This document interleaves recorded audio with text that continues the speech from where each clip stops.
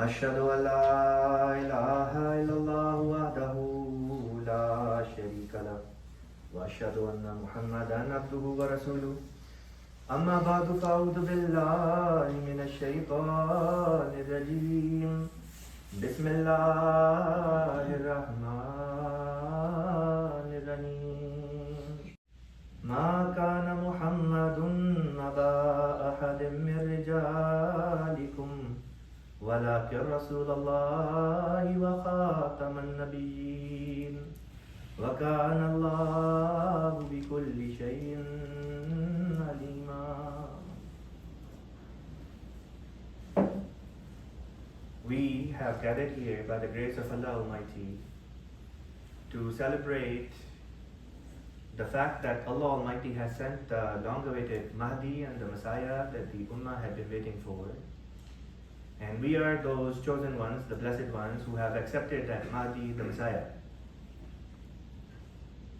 Just a few days ago, a well-known scholar from Dallas, Texas, Dr. Sheikh Yasir Qadhi, published a diatribe against Hazrat Ahmad and his Jamaat, alleging many things in the name of academic endeavor on his part, saying that he made research into our aqaid, he made research into our literature, and he quotes some of the literature of Hazrat Ahmad. And he says that he does not believe in hearsay, he does not believe in just hearing something or gossip or rumors. Rather, he prefers to go to the source, an actual source, and then base his opinion off of that.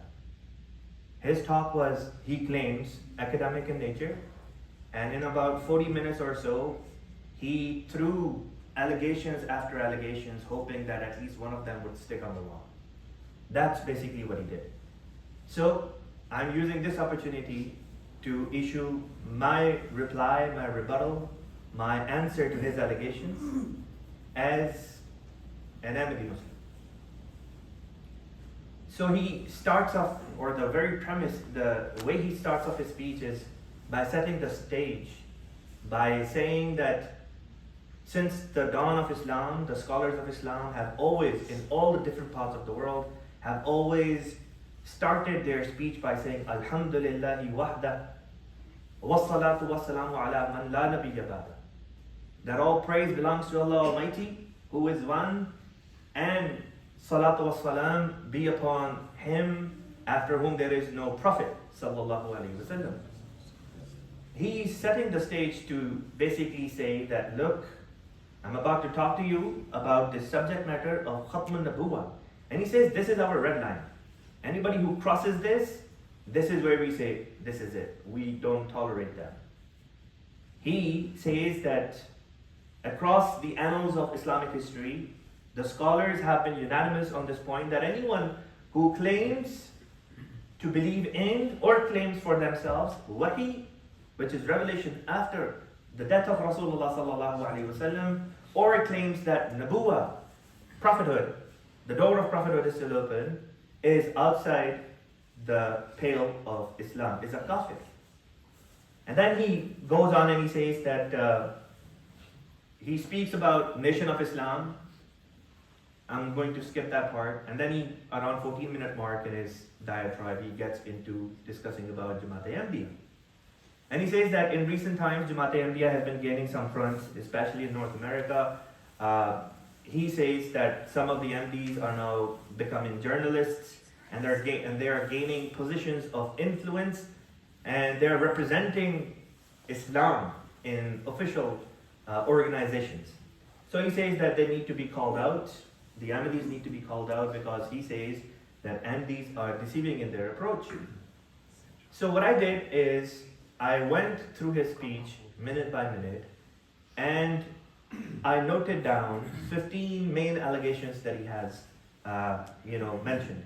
What I'm going to do in a very short span of time, I'll try to go over those 15 allegations, and I'll try to show you and I'll prove to you that the endeavor on the part of Dr. Qadhi was nothing academic whatsoever. And the deception that he attributes us of, he himself is the one who is deceiving people. He started off the discussion by mentioning that Ahmadis do not believe in the concept of Khatme Nabuwwat. He says that Ahmadis have a different, distorted, he says, flipping the script. Ahmadis have flipped the script as far as Khatme Nabuwwat is concerned. He says Khatme Nabuwwat, the word Khatam al-Nabiyyin appears in the Holy Quran, and according to this verse, and I have also recited this verse from Surah Al-Ahzab, he says the translation of this verse is that Muhammad sallallahu alaihi wasallam is not the father of any of your men. He is greater than that. He is a messenger of God.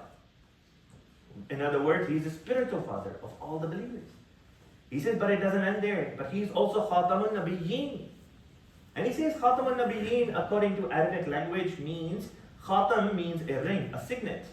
Back in the days, the kings and people in authority, they used to have these rings that, when they would seal a letter, they would enclose a letter, they would put some wax on it, use this seal or this ring to enclose it or to close the letter, as if to say that now nothing can be added into it. So he says that this is what Khatam al-Nabiyyin meant, that now the door of prophethood is closed and Holy Prophet ﷺ has put a seal on it, now nothing can be added to it. And he's trying to tell the audience, he's trying to, take this position as if we, the Ahmadi Muslims, disagree with this point. We don't. We believe that nothing can be added to the prophethood of Rasulullah sallallahu alaihi wasallam. We believe wholeheartedly that nothing can be added into the religion of Islam. That nothing can be added or subtracted from the Holy Quran that was revealed to Holy Prophet Muhammad sallallahu alaihi wasallam. Yet the impression he's trying to give, in a very conniving manner, is that somehow Ahmadi Muslims believe the opposite. But very quickly, I don't want to take too much time on, speaking on the issue of Khatme Nabuwwat. Our scholars, alhamdulillah, they have answered every single allegation that these so-called scholars from the other side of the aisle present. They've been here for more than 140 years, more or less. And every single argument that you and your scholars are presenting, we have answered them again and again. Dr. Qadhi says that Ahmadi Muslims are very conniving and deceiving. They enter these circles of Muslims and they don't tell up, straight away who these Ahmadis are and who these Ahmadis follow. And they preach about Islam and then eventually they say, okay, 10% of the stuff is what Mirza Ghulam Ahmad Qadiani has taught. Excuse me. So he says they don't always disclose upright or right away, straight away, as to who these guys are, their identity.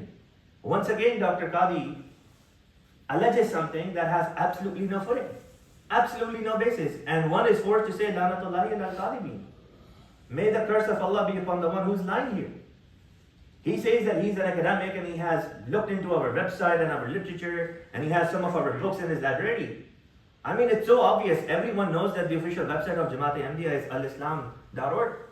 If you go on alislam.org, alislam.org, you go on this website and the first thing you will notice, it says, we are the Muslims who believe in the Messiah, Mirza Ghulam Ahmad of Qadian. How more obvious and in your face do you want us to be? Every single time a press release is issued by Jamaat Ahmadiyya here in the United States or in any different part of the world, our press releases have this paragraph at the bottom. It says, we are the Ahmadi Muslims who believe in the Messiah of the latter days. What more do you want us to do? Do you want us to write with our hands on our forehead, we are Ahmadi Muslims? There is absolutely no logic in what Dr. Qadhi was speaking. Moving on, Dr. Qadhi then spoke about the concept of La Nabi Badi. He says that this hadith is in Bukhari and that, it is also mentioned that Holy Prophet said that after him, 30 such people will come and they will claim prophethood. That they will claim that Allah has spoken to them and Allah has made them prophet. Kulluhum yaf'amuna annahu nabi.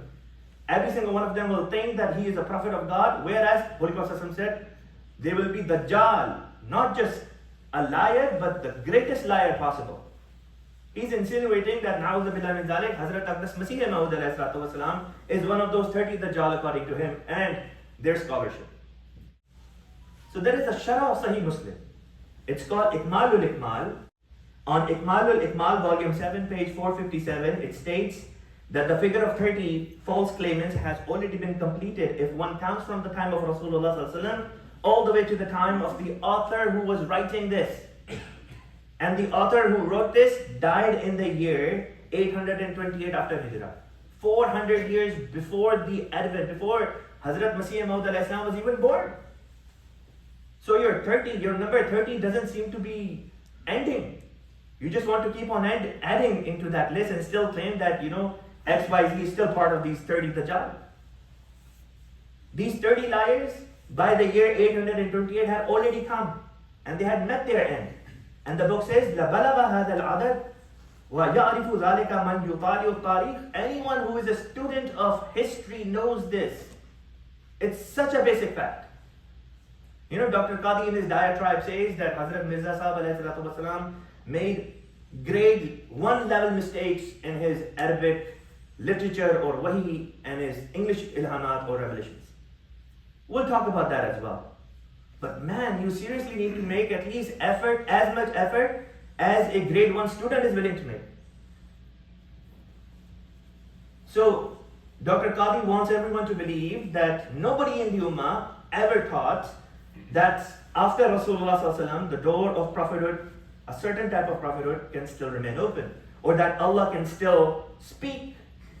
There is not a single verse in the Holy Quran where it says that after Rasulullah sallallahu alaihi wasallam, Allah is going to stop communicating. Period. There is none. And the very verse where Allah Ta'ala says how the Wahi from Allah Ta'ala comes down, Allah Ta'ala uses mudari, which is used for present and for mustaqbil.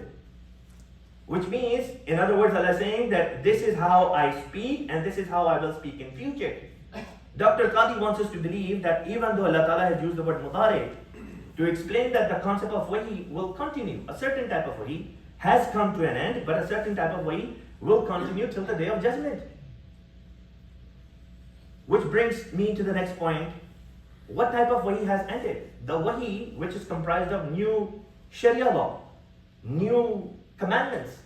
We believe that now no such Wahi can come that can add or subtract anything to the Holy Quran.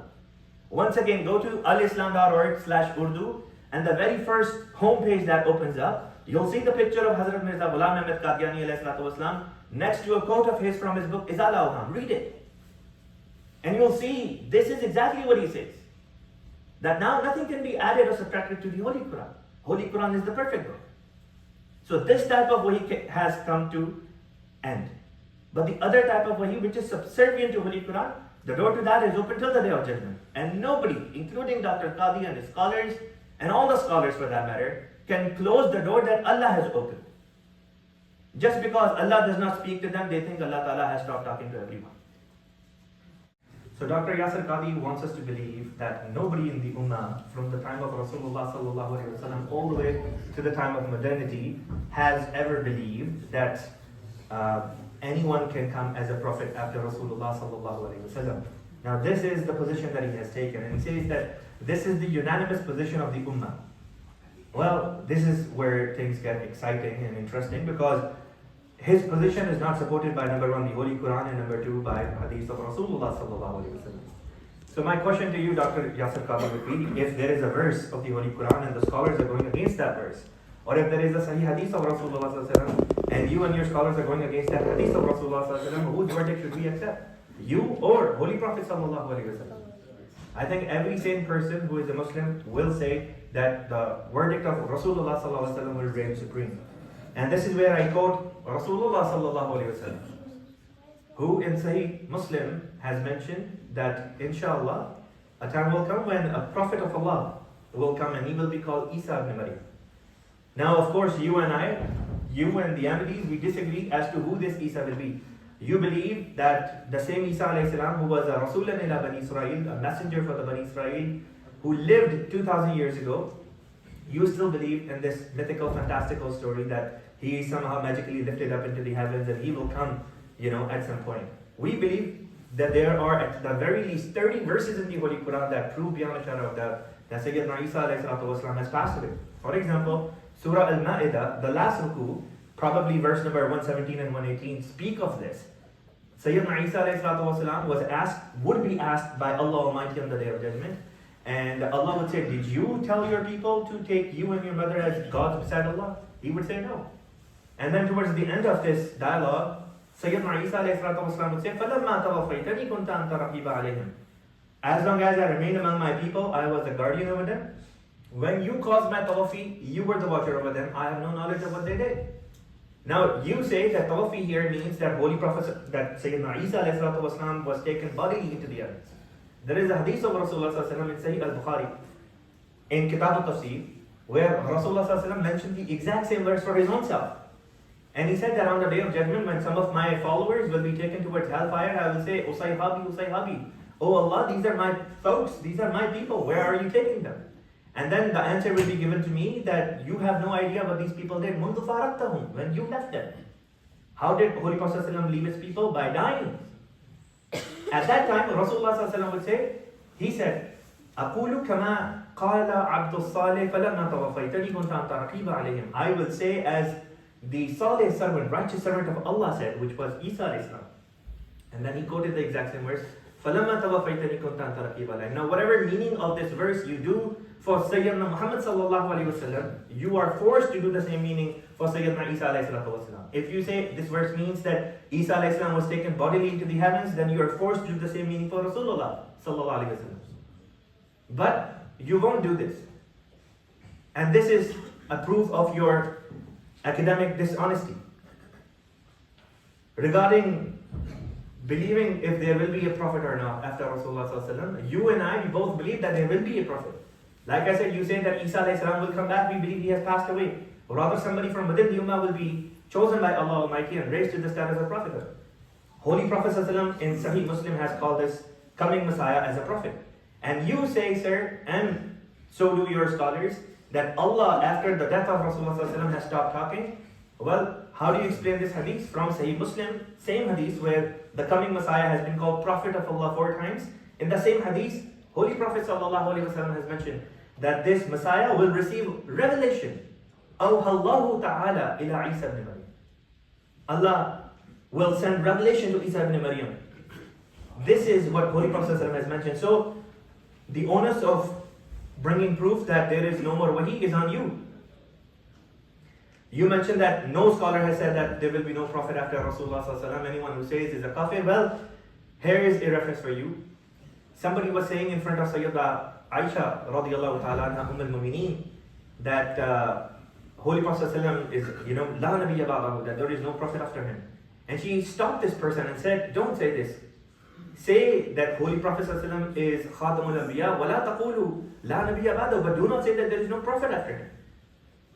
Now, you may choose to go against Hazrat al-Mu'mineen Sayyidah Aisha radiyallahu ta'ala anha, but we, the Ahmadi Muslims, will take whatever Sayyidah Aisha radiyallahu ta'ala anha is saying and abide by it. Because she learned first hand from Rasulullah sallallahu alayhi wa sallam. Now, Imam Hazrat Ibn Qutayba radiyallahu rahmahullah, who died in 267 after Hijrah, he, in his book Ta'wilu Mukhtalifil Ahadith, page 236, has said, the Holy Prophet ﷺ meant that there would be no prophet after him who would abrogate his law. That this is the type of prophethood which is closed. The one that would come and replace the law given by Rasulullah ﷺ. The prophethood that does not replace the law of Rasulullah ﷺ, that type of prophethood is still open. Qadi Iyad, rahmahullah, died in 544 Hijri. He, in his response to the Mu'tazilites and Jahmites who denied the descent of Isa alayhi salam due to the hadith, it says, and this is an invalid reasoning because it is not meant by the descent of Isa alayhi salam that he descends as a prophet with a law that abrogates our law. Ibn Arabi rahmatullah alayhi, 637 after Hijrah. And I quote from his book Al-Futuhat al-Makkiyah, volume 3, page 6. He says that the prophethood that ended by Holy Prophet ﷺ is only a law-bearing prophethood. That is, no prophet can come after me who is on another sharia other than mine. Ibn Taymiyyah again supports the same notion. Jalaluddin Suyuti, what is meant is that no prophet will come after me with a sharia that abrogates the sharia of Islam. These are all scholars that you also accept them as scholars. Moving forward, the fourth claim put forward by Dr. Qadhi is, he says, none of these claimants to prophethood ever succeeded. They came, they made the claims, and they died miserably, and their movements died, and now nobody remembers them. And he says that their movements were unsuccessful, and then he tries to say that, look, Jamaat-e-Ahmadiyya is also one of those movements. Well, if Jamaat-e-Ahmadiyya is one of those movements, why is it bothering you? It is bothering you because clearly that's not the case. We are expanding in exponential numbers, and this is something that you cannot digest. And I get it. I understand your jealousy, sir. I understand your jealousy. He says, and this is a scholar. He says, if you want to see how Ahmadiyya has grown, how far it has grown, just see how many masajid have these guys built or have. How many masajid do they have? So this is the measuring yardstick by which he wants to say or see the success of Jamaat. He says, according to his scholars, Jamaat-e-Ahmadiyya cannot be more than 200,000 to 300,000. Period. कहता है 2 से 3 लाख है. In 1983, the last Jalsa Salana happened of our community in Rabba, Pakistan. Just the community from Pakistan alone had more than 300,000 or close to 300,000 people present. Just last year, despite COVID lockdowns, just last year, 176,836 people converted to Ahmadiyya. Alhamdulillah. He says that, look at the number of mosques that these guys have, right? And he wants I think he wants the addresses of our mosques.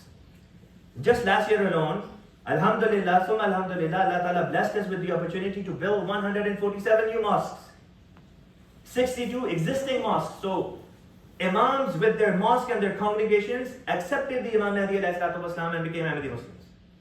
This brings the total to 209 despite COVID lockdowns just in last year. In 2007, and I brought receipts. So this is the book. It's available on our website that Dr. Qadhi apparently is completely unaware of.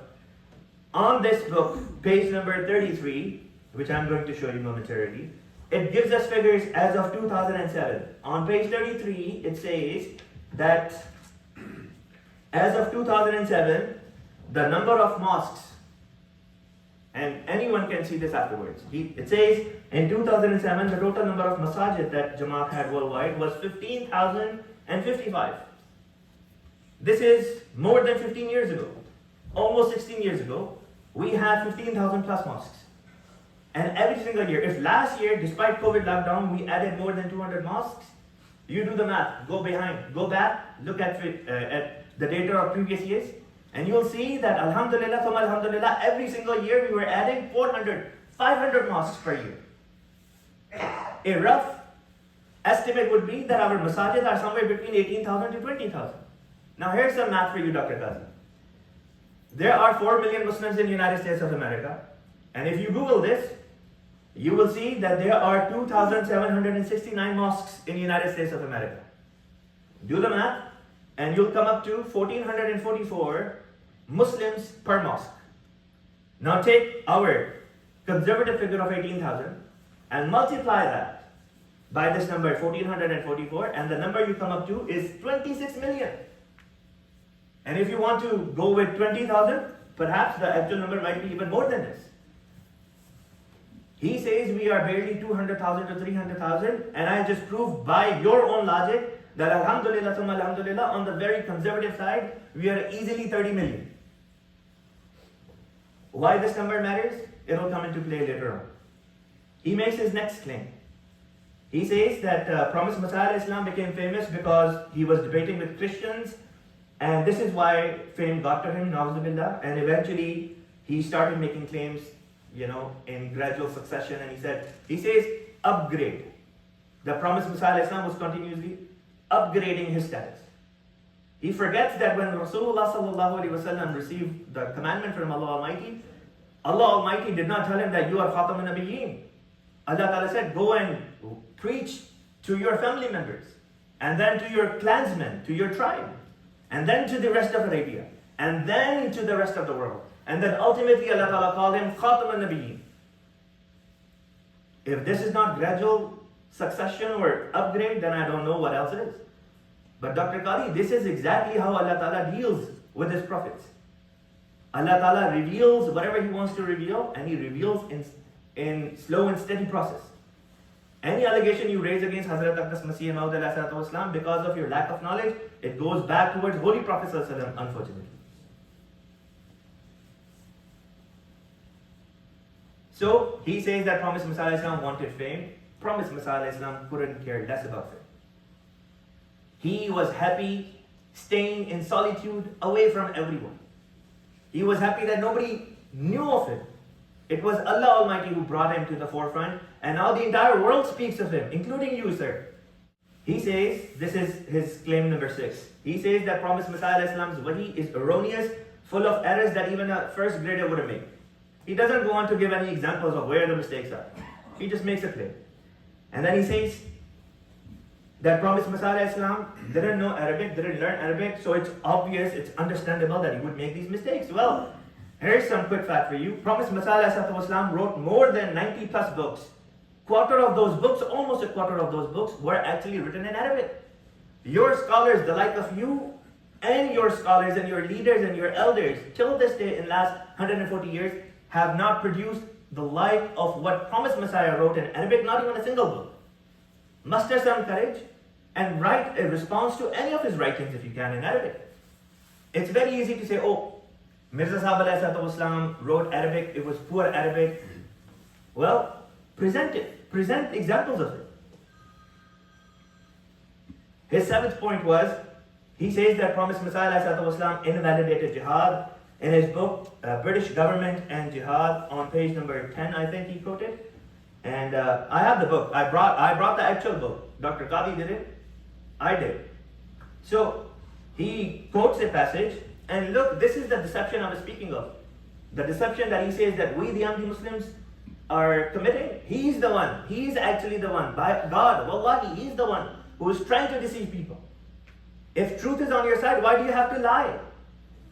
And I'm going to show how Dr. Qadhi lied. On page number 10, he quotes this passage which is in green, which reads, O Muslim scholars and Maulvis, the words of the Promised Messiah. O Muslim scholars and Maulvis, listen to me. I tell you truly that this is not the time for jihad. Do not disobey God's holy prophet. He forgot to read Sallallahu Alaihi Wasallam written right after.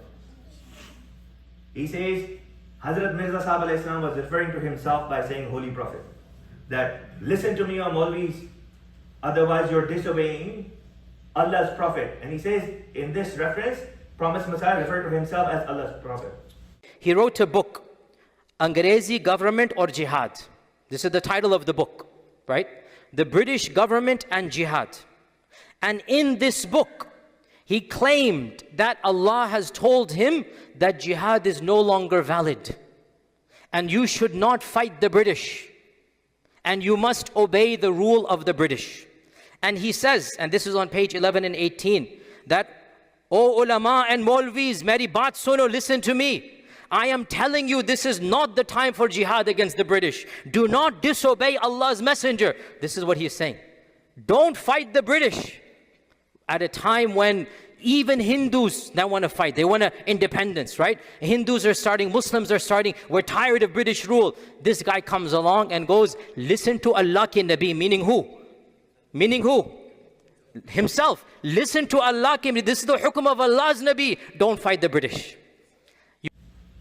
Lanatullahi al-Kadibin. That's all I can say. I'm going to read few lines before, literally one line before that. Again, you claim to be an academic. Where is your academia? What part of your diatribe was based on anything remotely even academic? The very previous line says, Hatta tada al-harbu awzaraha. Sahih al-Bukhari is considered the most authentic book after the Holy Quran, and it is available. Read it carefully. O Muslim scholars and Maulvis, listen to me, I tell you truly, that this is not the time for jihad. Do not disobey God's holy prophet. Sallallahu Alaihi Wasallam. He was quoting Holy Prophet Sallallahu Alaihi Wasallam. Because Holy Prophet Sallallahu Alaihi Wasallam had mentioned that when Imam Mahdi will come, he will put an end to these religious wars, aka the jihad, the violent jihad that these guys are proponent of. Holy Prophet Sallallahu Alaihi Wasallam himself had said that when Imam Mahdi, the Messiah, will come, he will put an end to it. And I invite Dr. Qadhi and everyone else to read 2 pages before that as well. And you'll see how the promised Messiah ﷺ explained what this violent form, the distorted form of jihad was. That promised Messiah ﷺ was negated. Claim number 8. He says Ahmadis have a different Quran. They call their Quran Tazkara, and Tazkara has surahs and verses, ayat, and then he goes on to quote something. Well, this is what Tazkara looks like. I'm pretty sure this, speech will be viewed by Dr. Qadhi's followers as well. So I want them to see that this is what Tazkara looks like. And on the cover it says, English rendering of the divine revelations, dreams and visions vouchsafed to Hazrat Ahmad of Qadhi on the promised Messiah Ahmadi, on whom be peace. And then this is what it looks like from inside. This is what it looks like from inside. Show me where the surah is. Show me where verses are. Dr. Qadhi, making jest, making joke of this, says, look, this is the Quran of the Qadianis, and look, this is one of their surahs and it has 6 or 7 ayat. Astaghfirullah. The Dramebazi. That's all that it was. I was shocked that someone who is considered a scholar of Islam and is very well known, mashallah. But if this is your academic honesty, this is the level of your academic honesty, then shame on you, sir. He then claims, 9th claim is that promised Messiah Islam in his book an Nabuwwah has written that he is the Zilli and Buruzi Nabi, metaphorical prophet, and that any Muslim who does not listen to him, meaning anyone who does not listen to promised Messiah Islam, is a kafir, has committed kufr. This is the book. I went through this book just few hours ago. It's a very small book. And I found the reference that Dr. Qadhi started off with. Let me read the entire reference to you. It reads, this is page number 50. Once again, this is what the book looks like. As I have stated numerous times before, the words I speak most certainly emanate from God in the same way that the Holy Quran and the Torah emanated from Him. I am a prophet of God in a Zilli and Buruzi sense, and here the word Zilli and Buruzi is explained in the footnote. The word Zilli and Buruzi signified that the promised Messiah was not a prophet in his own right, but achieved the mantle of prophethood by completely immersing himself into the person of Holy Prophet ﷺ. In this way, he was a reflection of Prophet's spiritual life. At this point, Dr. Qadhi admits, but this is where it gets interesting. All Muslims, now remember he said all Muslims who don't listen to me are kafir. Try to find that phrase if you can. All Muslims are obligated to obey me in matters of religion and to accept me as the promised Messiah. Those who have received my message but do not accept me as their arbiter or as the promised Messiah, nor believe in the divine origins of my revelation, will be accountable for this in the heavens, even if they are Muslims. Even if they are Muslims, he's not calling them kafir. Show me the word kafir. For they have rejected that which they should have accepted at its proper time. First thing, promised Messiah Islam did not say the words, did not write the words that Dr. Qadhi is lying and falsely accusing Hazrat Masih Maud Islam. But even if he did, let's assume that promised Messiah did write that. So my question to Dr. Qadhi and other scholars is very simple. Imam Mahdi comes, whoever you consider as Imam Mahdi, let's say that person comes. Whoever you consider as the Messiah for the latter days, let's say that individual comes. And a certain number of Muslims do not accept him. What will be your fatwa against them? Whatever will be your fatwa against them, consider that our position against you. Next claim that he makes is claim number 10. Again, another preposterous claim. He says, Hazrat Mufti Muhammad Sadiq Sahab, the first Ahmadi Missionary, entered United States illegally, giving the impression that Mufti Sahib lied in order to enter United States, thereby applying for a wrong visa. Lanatullahi ala al-kadibin. Let me show you the original manifest when Mufti Muhammad Sadiq Sahab landed. This is the scan of that original manifest. It actually says that Mufti Sahab showed and claimed that he is a preacher, muballigh, da'i. What else did you want him to write? You claim that he lied, yet you cannot back up even one of your claims. Now, moving forward, one of the claims that Dr. Qadhi mentioned, alleged against us, he says that the founder of the Nation of Islam, Fard D. Muhammad, who was, I believe, a white man who claimed to be Allah. And the Nation of Islam believes that this man was God, and he chose this man by the name of Elijah Muhammad. And this Elijah Muhammad figure became the messenger Muhammad to Allah, namely Fardi Muhammad. But this is where he alleges something against us. He says that someone did some research. Some sister, he says, did some research, and she concluded that Fardi Muhammad, the individual who claimed to be God, to be Allah, was actually a missionary of the Ahmadiyya Muslim Community sent to America. And he claims he was sent to America after the failure of Sayyidina Mufti Muhammad Sadiq Sahib. Well, let me tell you something about Mufti Muhammad Sadiq Sahib. What you call failure was an immense success. He laid the foundation of Islam in this country on solid footing. He was here for 3.5 years, and I've already dismantled your lie when you said that Mufti Sahib came here on false visa, lying to the authorities. Now, let me tell you that within the 3.5 years that he was here, he served as the first missionary of Islam in this country. Single-handedly converted more than 700 people. And Dr. Qadhi, in his style, says one of the proof that Nation of Islam, he says factually we can conclude that Nation of Islam had its origin in the Ahmadiyya Muslim community because the Nation of Islam decided to choose as their official Holy Quran translation, which was done by Maulana Muhammad Ali Sahib of Lahori Jamaat. Local.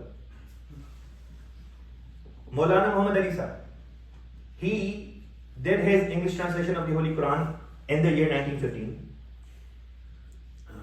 which was the first English translation available. First English translation that was readily available, I would say. And 1930 is when Nation of Islam, began its journey. And 1930 is the same year when Pickthall, his translation came to the forefront.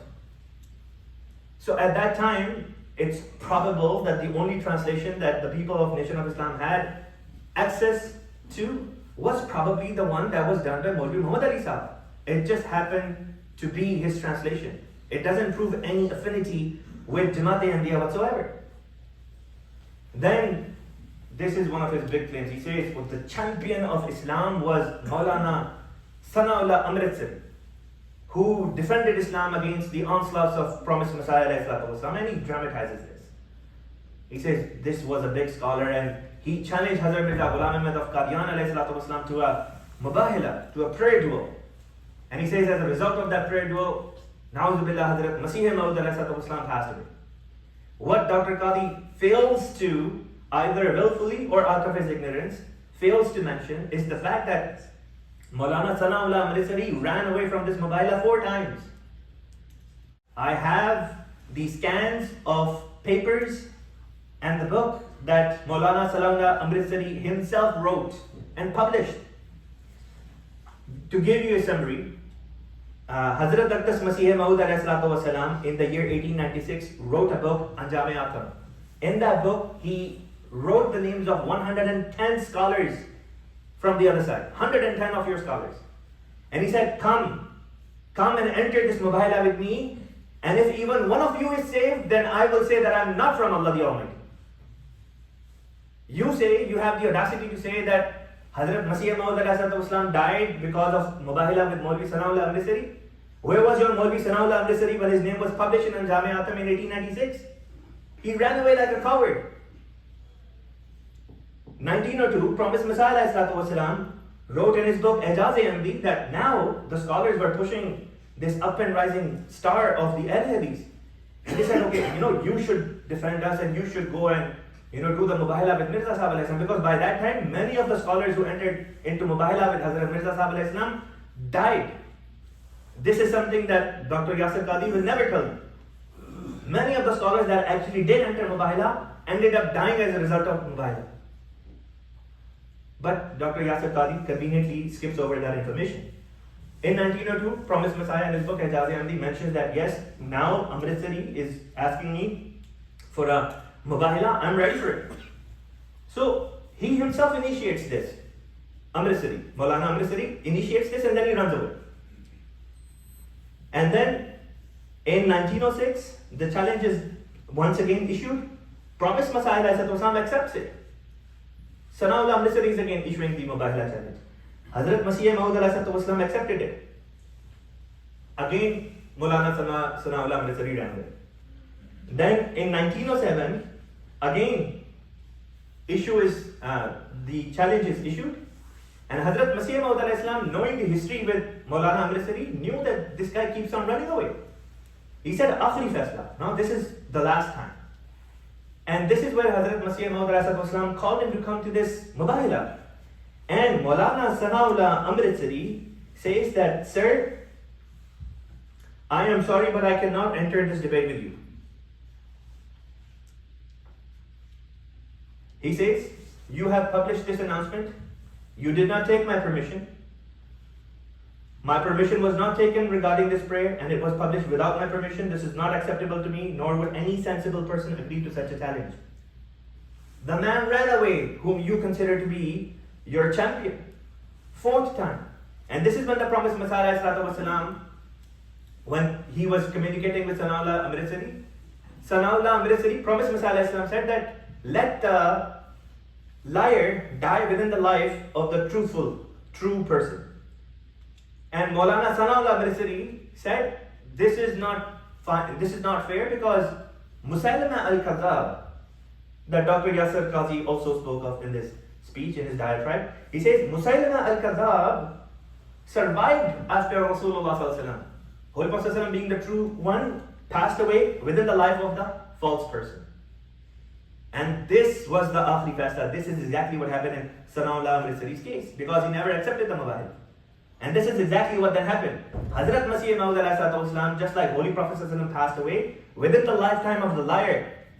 In the case of Rasulullah ﷺ, the liar was Musaylama Kadhab. In the life of Masih Maud, the liar was your scholar, Maulana Thanaullah Amritsari. 13th allegation he raises that Ahmadis love and like to quote Iqbal as if he is some sort of our scholar or elder. He says that Ahmadis love to quote Iqbal, that Iqbal has said that if you want to see Islam in this day and age, go and see in Qadian. And then they say that Iqbal, when he became more mature and learned about the finality of prophethood, he said, Ahmadis are kafir and they're the 5th column and they're traitors to Islam. Well, let me give you, not that I need to, but let me give you a quick history on what Iqbal actually stood for. Iqbal's own father was an Ahmadi. Iqbal's older brother, so Iqbal's dad's name was Noor Muhammad Sahib. Iqbal's elder brother was Sheikh Aqa Muhammad Sahib. Both were Ahmadis. And some allege that maybe even Iqbal himself had become Ahmadi at some point. Up until 1930, he was absolutely hunky-dory with Ahmadi Muslims. Something happens in the year 1930 and he flips. So what happened around 1930?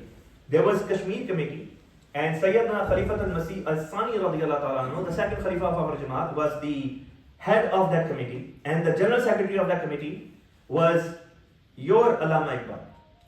And he had a falling out with the chairman of the committee because he didn't see eye to eye with the chairman of the committee as to how this committee should perform. This was point number 1.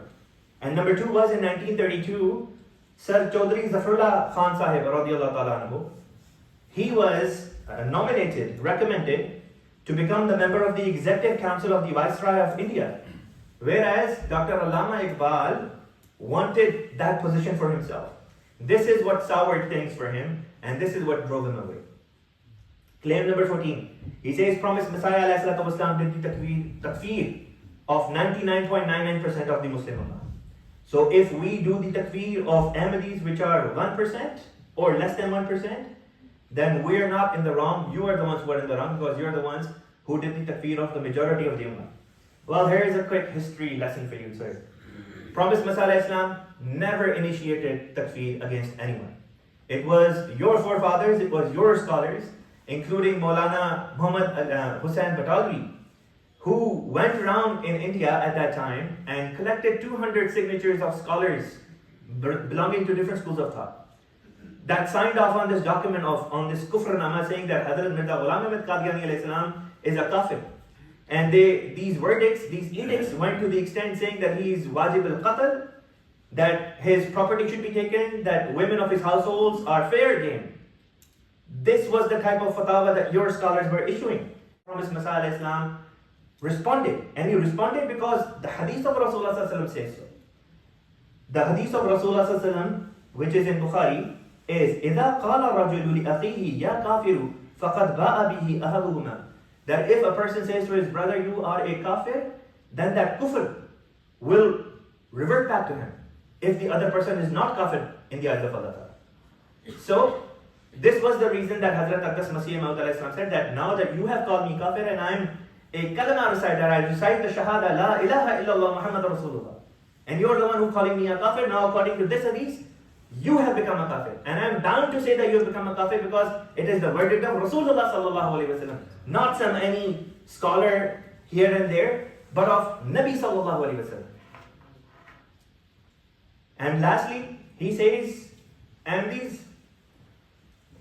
want to tell you that, I want to be polite to you, but I also want to tell you that stop being a hypocrite. Stop trying to become part of us. In the last 140 years, we have not accepted you. None of the scholars have accepted you as Muslims, so why are you dying to become part of us? Why are you dying to become part of our ummah? Well, I got news for you, sir.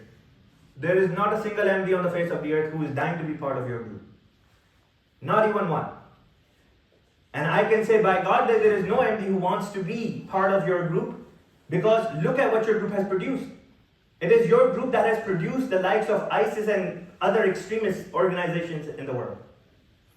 So, alhamdulillah, that we're not part of you. And as far as the ummah goes, who gave you the right to speak on behalf of the ummah and say that this is your ummah? It is the ummah of Muhammad Rasulullah sallallahu alaihi wasallam. If you dare, then challenge him.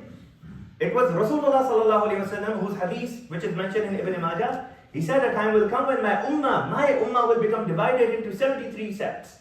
72 will be on one side and 73rd will be on the other side. Dr. Yasir Qadhi mentioned about the constitutional amendment of Pakistan from 1974. He says, not that we need it, but just an added point that the constitution of Pakistan also made you guys kafir.